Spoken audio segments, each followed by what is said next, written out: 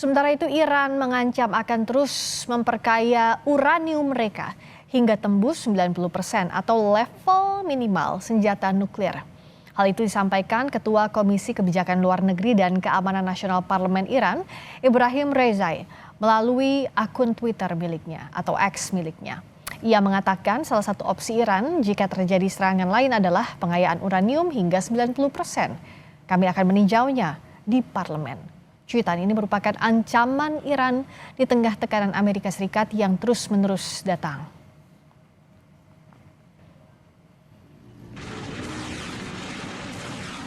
Lalu sebesar apa ancaman Iran akan terjadi dengan kepemilikan uranium saat ini? Dan apa saja efek destruktifnya jika ancaman Iran benar dilakukan?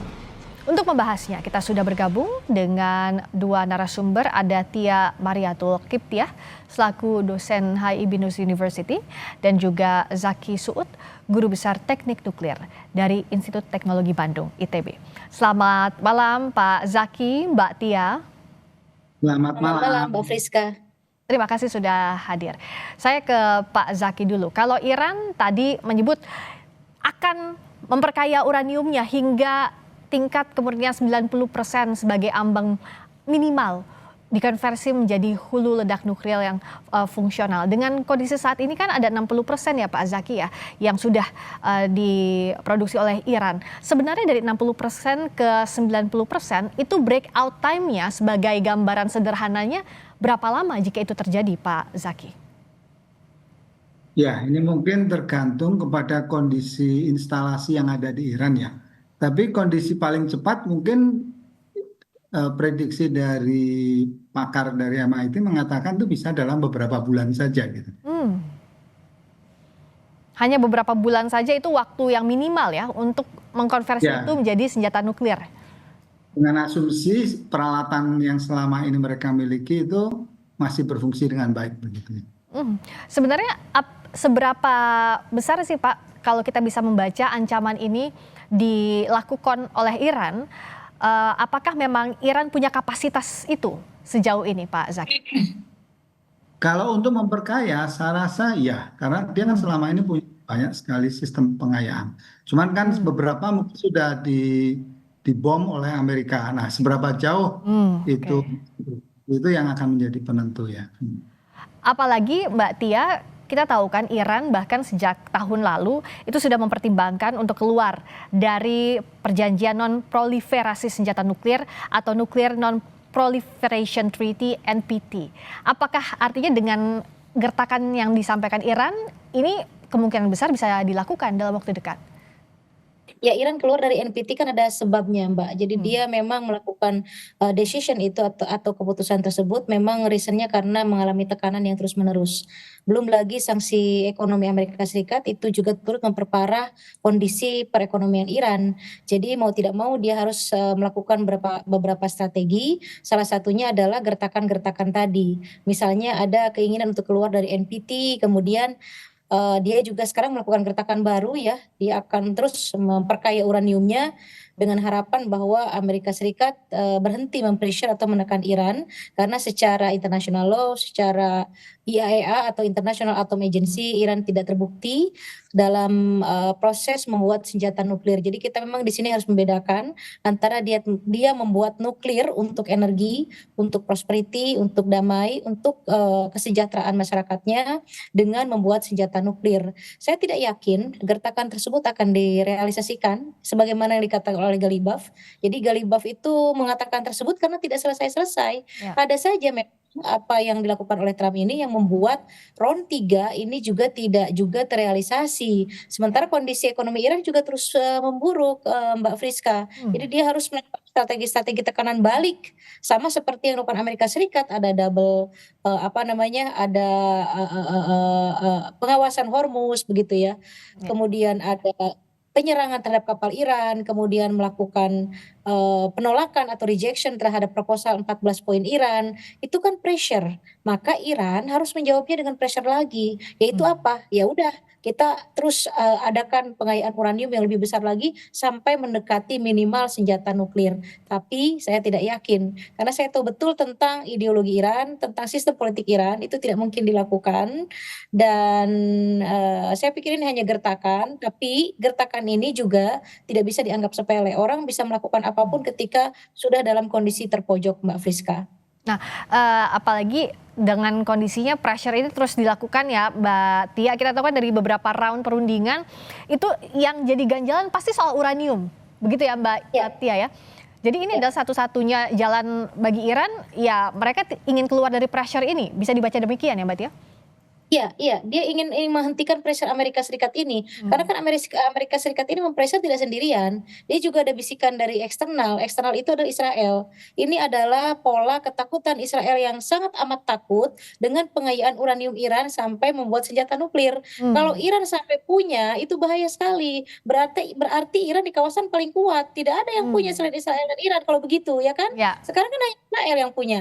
Kalau misalnya Iran juga memiliki senjata nuklir dan hanya Iran yang mempunyai kapabilitas untuk membuat senjata nuklir. Itu yang dikhawatirkan oleh Israel. Maka persoalan poin proposal itu berputar terus saja di situ. Uranium, uranium front. Apakah uranium front itu merupakan kepentingan nasionalnya Amerika? Bukan. Itu kepentingan nasionalnya Israel. Bagaimana Iran dihilangkan frontnya di kawasan Timur Tengah, salah satunya Hezbollah yang tadi dipublikasikan di Kompas TV. Yang kedua adalah uranium. Ini bahaya sekali untuk Israel begitu. Maka apapun yang terjadi, dua poin itu harus di-reject, dan Iran ketika di-reject marah. Caranya yaitu adalah melakukan pressure balik dengan menyebutkan kalau begitu kami di sini Iran itu akan terus memperkaya uranium. Nah, berharap gertakan tersebut itu akan mengubah segala macam ancaman Trump, pressure dari Trump, kemudian berharap kembali ke perundingan karena Iran sebetulnya ingin berunding. Ingin sekali berunding karena ekonomi mereka juga sudah tidak baik, Mbak Friska. Memang harus diselesaikan ini begitu. Nah, bagaimana kita membacanya? Tadi kan kita membahas bahwa yang selalu dituding adalah Iran bukan memperkaya uranium, mengayakan uranium untuk prosperity, untuk kesejahteraannya, untuk energi, tapi untuk senjata nuklir. Pak Zaki, bagaimana sih kita bisa membaca kemampuan Iran sekarang? Apakah Iran punya kapabilitas untuk mengembangkan ini sebagai senjata nuklir, atau sebaliknya, pengayaan uranium yang dilakukan Iran sampai saat ini adalah untuk energi, untuk kesejahteraan, untuk kepentingan nasionalnya Iran? Ya, sebetulnya proses pengayaan uranium untuk energi dan untuk senjata nuklir hampir sama saja. Kalau masalahnya kalau untuk energi itu biasanya pengayaan untuk reaktor yang lazim dipakai di dunia itu paling sampai orde 5%. 5% pengayaan itu yang lazim digunakan. Kadang hanya 3,5 sampai 4% untuk reaktor yang paling banyak dipakai di dunia. Batasan internasional menyatakan maksimum itu 20%. Itu ada regulasi, orang boleh menggunakan reaktor, boleh menggunakan uranium diperkaya sampai 20%. Nah, jadi menggunakan reaktor nuklir dengan pengayaan di atas 20% itu sudah dilarang. Nah, ini Iran memperkaya sampai 60%. Nah, ini membuat beberapa negara melihat, itu kalau untuk alasan penggunaan energi nuklir itu menjadi dianggap kurang masuk akal ya. Karena tidak ada reaktor komersial yang menggunakan sampai di atas 20% gitu. Bahkan reaktor untuk yang thermal yang selama ini ada dan yang sudah beroperasi di Iran itu cukup 3%, 4% saja sudah cukup. Apakah ada negara pembanding lainnya Pak Zaki yang memang memperkaya uranium ini untuk hanya kepentingan energi saja, terbatas kepentingan energi saja? Ya, negara-negara maju ya seperti Perancis. Kalau Perancis kan memang dia negara nuklir juga gitu ya. Masalahnya begini, pengayaan uranium dan pemrosesan uranium menjadi dari bahan bakar bekas diambil plutoniumnya itu memang sangat sensitif. Bukan hanya Iran. Waktu yang lalu Korea Selatan setelah melihat Korea Utara itu memperkaya uranium untuk bikin bom, beberapa ahli di Korea Selatan itu mencoba memperkaya dan sampai pada level mendekati untuk bikin bom. Tapi itu kemudian ketahuan dan mereka diberi hukuman juga oleh IAEA. Jadi itu memang teknologi yang sensitif, bukan hanya Iran, siapapun, termasuk Indonesia. Kalau kita mencoba memperkaya, meskipun hanya untuk reaktor nuklir hanya 3%, itu tetap saja kita akan dicurigai dan ada kemungkinan akan menghadapi masalah yang sama juga dengan yang dihadapi Iran. Gitu. Jadi memang ini teknologi yang sensitif Teknologi sekali ya. sangat sensitif. Ya, ya. Jadi khususnya untuk negara dunia ketiga, dua teknologi yang sangat sensitif, pengayaan uranium sama pemrosesan ulang bahan bakar nuklir. Hmm. Makanya kalau kita eh, para pakar nuklir di Indonesia itu memang tidak merekomendasikan kita masuk ke ranah itu gitu ya. Karena itu akan bikin masalah tersendiri gitu. Iya, dan kalau kita bandingkan ya Mbak Tia, justru negara yang leluasa untuk pengayaan uranium atau bahkan punya senjata nuklir adalah Amerika Serikat, juga Israel. Ya, iya, P5+1 itu punya semua. Dari perspektif HI itu negara-negara P5+1 punya semua, Rusia, Amerika, Ya. Israel juga gitu ya. Kemudian Cina juga punya. Jadi memang sebetulnya kalau dari sisi international law, boleh orang itu memiliki energi nuklir. Nah, yang tidak dibolehkan itu adalah senjata nuklir, tapi mereka punya yang tadi saya sebutkan negara-negara besar Iya. itu. Nah, bagaimana mencegah negara-negara lain untuk tidak memiliki senjata nuklir? Ada yang disebut dengan International Atom Agency. Itu non-state actor atau international organization yang mengawasi semua negara untuk tidak mengarah ke arah sana. Begitu. Nah, kenapa negara-negara yang P5+1 itu boleh, bahkan mereka punya veto juga begitu ya, bisa mereject seperti Amerika belum lama mereject semua ceasefire Palestina. Jadi terjadi genocide karena di reject terus, di veto lagi begitu ya. Ceasefire itu di reject lagi. Memang ketimpangan. Ini dunia sistemnya masih unipolar, artinya kekuasaan ada di satu negara, yaitu Amerika Serikat, yang lain harus tunduk. Nah, yang tunduk itulah diawasi oleh international organization, yaitu IAEA, International Atom Agency nuklir. Mereka terlibat dalam NPT. NPT itu poin-poinnya adalah semua negara yang terlibat dalam program nuklir, dalam pengayaan uranium itu tidak boleh melebihi ambang batas, itu satu. Dua, untuk perdamaian, untuk prosperity rakyat, dan tidak menuju ke arah senjata nuklir. Iran tanda tangan begitu ya. Semua negara-negara tanda tangan, tapi mereka suka-suka lah ya negara-negara besar itu. Nah, ini yang disebut dengan unfair itu atau ketimpangan itu tadi yang saya sebutkan sebagai unipolar begitu ya. Dan seharusnya ketika itu sudah diinvestigasi oleh IAEA dan Iran tidak terbukti membuat senjata nuklir, selesai sebetulnya. Masalahnya ternyata mungkin ada proses intelligence information ya yang sampai kepada Israel sehingga mengetahui Iran sudah melebihi ambang batas. Pengayaan uraniumnya itu melebihi ambang batas untuk perdamaian. Maka terjadi serangan yang kemarin kita saksikan bersama, Mbak Friska. Dan inilah yang mempertajam awalnya ada perang ini karena Amerika Serikat menganggap Iran adalah ancaman kalau nggak diserang lebih dulu, begitu kan? Jadi lebih ke asumsi, perkiraan atau informasi intelijen yang disebutkan. Nah, tapi negara-negara P5+1 ini kan sejak tengah-tengah perang terjadi mencoba untuk menjembatani. Salah satunya misalnya Rusia, ya udah dititipkan di uraniumnya di Rusia salah satunya. Tapi tampaknya dengan sikap Amerika Serikat sampai sekarang belum ada kesepakatan untuk itu ya. Ya, mereka cari aman, Rusia cari aman, Cina cari aman. Dalam hal ini mereka lebih mementingkan kepentingan nasionalnya masing-masing. Tapi mereka juga tidak ingin kehilangan Iran. Karena Iran di Timur Tengah menjadi kepentingan nasionalnya Cina juga dan Rusia. Coba bayangkan Mbak Friska, kalau Iran tidak ada di Timur Tengah, apa yang terjadi dengan Cina dan Rusia? Ini bukan membela Iran, bukan dua negara ini membela Iran. Ini bicara mengenai kepentingan nasionalnya Rusia dan Cina. Jadi Iran itu masuk ke dalam kepentingan mereka. Kalau misalnya Iran tidak ada, itu bahaya juga untuk Rusia dan Cina. Bagaimana terjadi balance di Timur Tengah kalau tidak ada Iran? Jadi Iran ini adalah mendukung juga ekonomi mereka, mendukung juga kepentingan mereka di Timur Tengah. Artinya kalau Iran tidak ada, yang mendominasi kawasan ini Amerika dan Israel dong. Nah, itu berbahaya untuk mereka. Maka istilahnya di HI ada yang disebut dengan teori balance of power. Bagaimana keseimbangan itu harus tetap dijaga. Dan Iran merupakan penyeimbang di Timur Tengah. Karena selama ini kan Gulf countries, negara-negara teluk sudah menjadi aliansi Amerika Serikat. Siapa yang tidak ikut Amerika diteluk, semuanya ikut kecuali Iran dan Rusia dan Cina harus mempertahankan Iran tetap eksis kalau mereka juga ingin eksis begitu. Bukan maksud tergantung eksistensi dua negara ini tergantung dari Iran, bukan. Ya. Tapi Iran masuk ke dalam kepentingan nasionalnya Rusia dan Cina. Demikian Mbak Priska. Nah, inilah yang dikhawatirkan sejak tadi kita bicara bagaimana Amerika Serikat sangat tidak setuju Iran Ya. punya nuklir ya, apalagi mengembangkan senjata nuklir. Sebenarnya kalau dari sisi lainnya Pak Zaki, aturan pengembangan nuklir di tiap negara seperti apa sih? Tadi kan ya 20%, di atas 20% pasti menimbulkan kecurigaan. Tapi sebenarnya siapa yang bisa mengawasi soal ini, soal pengembangan nuklir, soal pengawasannya di setiap negara Pak Zaki? Nah, sebetulnya tadi Bu Tia sudah menyebutkan ya, Badan Tenaga Atom Internasional itu selalu melakukan inspeksi ke semua negara. Bahkan meskipun seperti Indonesia tidak punya pengayaan uranium, tidak punya pemrosesan bakar nuklir, kita mengoperasikan reaktor nuklir.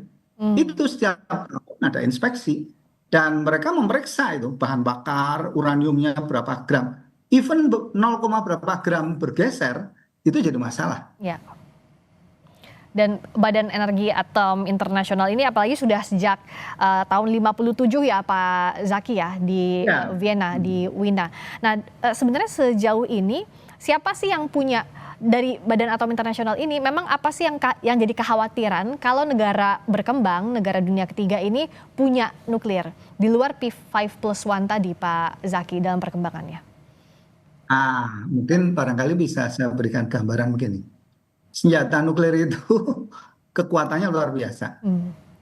Yang dipakai di Hiroshima itu termasuk senjata nuklir yang generasi awal. Ya. Itu ukuran generasi sekarang itu bahan bakarnya itu cukup 0,5 liter. Daya ledaknya setara 20.000 ton TNT. Jadi kalau itu diledakkan, itu radius kira-kira 10-15 kilo itu rata dengan tanah. Oke. Jadi satu kota besar itu habis gitu ya. Nah sekarang dunia ini sudah lebih dari 40.000 kepala nuklir yang daya ledaknya jauh lebih besar dari itu. Dan pertanyaannya, mengapa dengan senjata nuklir sebanyak itu dan sejak Perang Dunia Kedua itu sudah 70 tahun lebih, tapi tidak ada senjata nuklir lain yang meledak? Permasalahannya adalah Amerika dan Rusia dan negara yang lain itu memahami itu namanya jaminan hancur bersama. Jadi kalau Amerika atau Rusia memulai senjata nuklir menyerang, siapapun yang memulai itu tidak menjamin mereka akan menang. Jadi siapapun yang mulai semua akan hancur.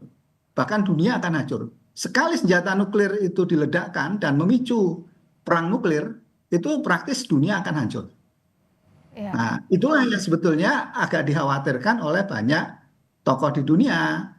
Bisa dibayangkan kalau senjata nuklir itu dimiliki oleh non-state actor atau negara tapi yang ya bisa dibilang misalnya negara koboi gitu ya. Coba kan gitu ya. Ini tentu dikhawatirkan itu akan bisa memicu domino perang nuklir global dan itu akan berdampak kehancuran dunia. Nah, seperti tadi, kenapa Rusia atau Amerika nggak ada yang menyerang nuklir? Karena mereka tahu, mereka menyerang duluan pun akan sama hancurnya gitu. Nah, itu yang menyebabkan mengapa peledakan senjata nuklir itu tidak terjadi lagi setelah Perang Dunia Kedua. Karena mereka tahu konsekuensinya. Siapapun meledakkan dulu, menyerang dulu, itu tidak menjamin akan menang.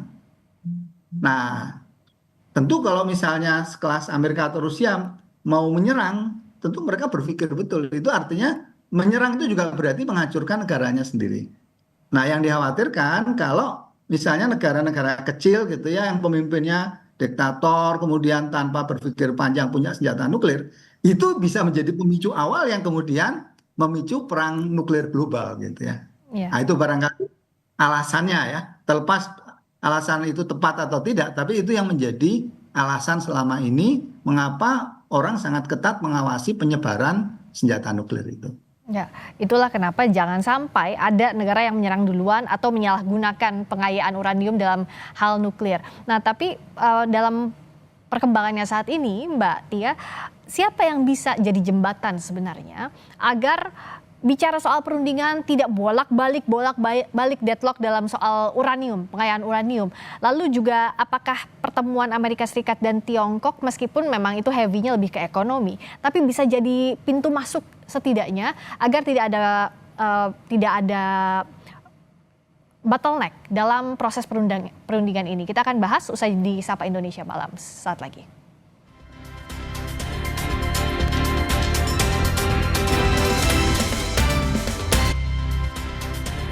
Terima kasih Anda masih bersama Sapa Indonesia Malam. Kita lanjutkan lagi diskusinya ke Mbak Tia. Apakah perundingan yang saat ini berlangsung antara AS dan Tiongkok meskipun lebih heavy, lebih berat ke ekonomi, tapi setidaknya bisa jadi pintu masuk?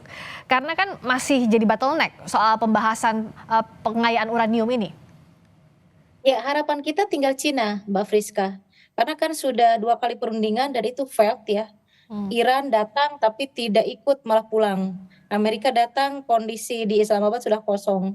Kemudian mereka mencoba melakukan ulang plan untuk perundingan, gagal kembali. Yang ada adalah saling menyerang, saling pressure satu sama lain.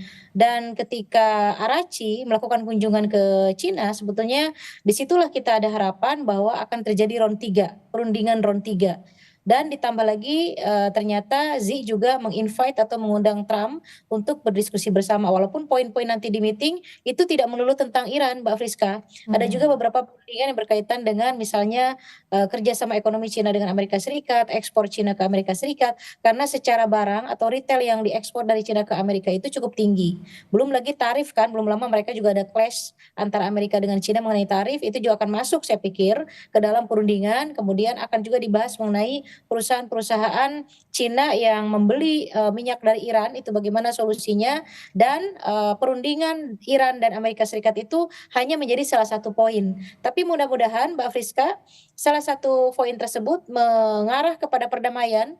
Kita semua bersama, para akademisi, para profesor, scholars, analis yang fokus dengan masalah nuklir, masalah perdamaian, masalah Timur Tengah, itu mempush atau mendorong untuk menuju ke perdamaian. Karena apa? Bahaya kalau terus konflik, efeknya adalah kepada energi security atau keamanan energi kita ya. Bagaimana kondisinya naik terus, terdampak juga ke rupiah, terdampak juga kepada ekonomi dalam negeri kita, dan kita harus bersama-sama, media juga mempush untuk menciptakan perdamaian. Mereka harus segera kembali ke perundingan, dan mudah-mudahan Xi Jinping itu bisa melakukan komunikasi yang baik dengan Trump sehingga Trump tidak seenaknya lagi begitu ya. Ada poin-poin yang bisa disepakati begitu oleh Trump, kemudian mereka bersedia kembali ke perundingan. Demikian Pak Presiden. Ya, ini yang diharapkan karena selalu gagal perundingan sampai hari ini sudah 2 bulan lebih, dan selalu yang jadi kendala adalah nuklir